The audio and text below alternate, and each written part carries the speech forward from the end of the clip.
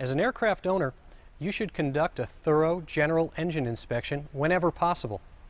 If you have a plane with a cowl that opens easily, such as this Grumman, there are a number of things that you can check prior to each flight that may not be on your current pre-flight checklist. Either way, you'll want to make a thorough engine inspection any time that the cowl is off. Oil changes are a great opportunity to thoroughly inspect the engine compartment. Once again, make sure that the magnetos and master switch are turned off before beginning any work. Now you'll want to use a systematic approach to make sure you don't miss anything in your inspection. Begin by checking the engine's cooling airflow. Follow the flow of cooling air from the cowl air inlets through the cylinder fins and out of the cowl. The high pressure air is maintained by the engine's baffle system, which directs the air over the fins on the engine cylinders into the low pressure part of the cowl and out the cowl outlets. In order for the system to work, all of the baffles must be in good shape. Even a 1/4 inch gap in the baffle system can cause a noticeable increase in engine temperature. Check both the rigid and flexible baffles for leaks and proper positioning. A good way to look for baffle leaks is to place a shop light in the low pressure part of the cowl and look through the air inlets with the cowl closed for places where light is coming in. A small mirror may help you look around. For small air gaps, you can use a dab of high temperature silicone to fill the gap. For larger gaps, your mechanic may need to adjust or repair the baffling.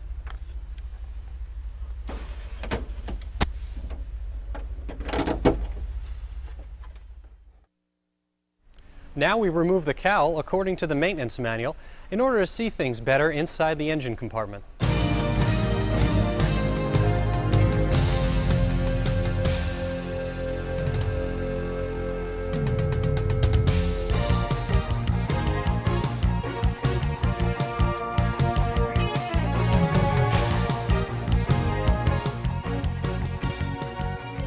Okay, now that the cowl's off, we want to get a better look at the other parts of the engine baffling.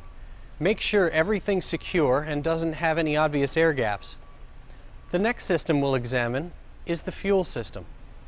Follow the fuel lines from the firewall to the fuel pump to the carburetor and engine. Look for any telltale blue stains which may indicate a fuel leak. Make sure that all of the lines are secure and free from chafing. If you find anything suspicious, have your mechanic take a look. Examine the engine's intake airflow. Follow the air induction path and inspect the air filter to make sure it's not clogged or dirty. Replace it if necessary. Examine the carburetor and check that all of the cables appear properly safetied and secure without any chafing. Make sure that they don't have any excess play or friction. If you have any questions, ask your mechanic to take a quick look. Now that we've checked everything going into the engine, let's check what's coming out. Take a close look at your exhaust system. Exhaust leaks can be extremely dangerous in flight.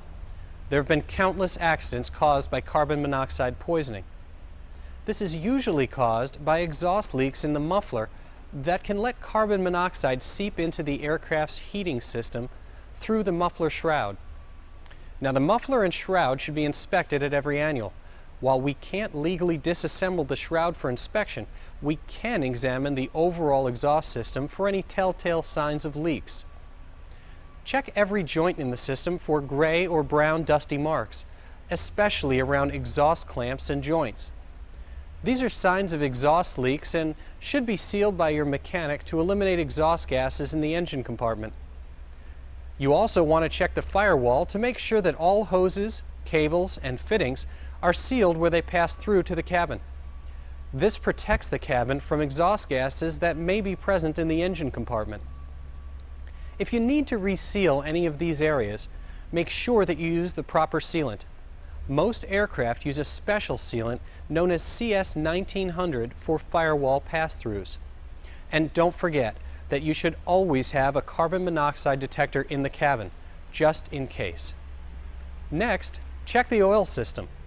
Look for any leaks in the engine case or hoses. It's common for older engines to get very small oil leaks at the case half seam, but all oil leaks should be checked by a mechanic before any further flight. Make sure that the oil cooler is clear and all oil hoses are in good shape. Most flexible hoses have a finite life. If any of your plane's hoses are more than 5 years old, it's probably time to get them changed. Hoses are often neglected until it's too late, and you don't want to find out that your 15-year-old hose is leaking at 5,000 feet.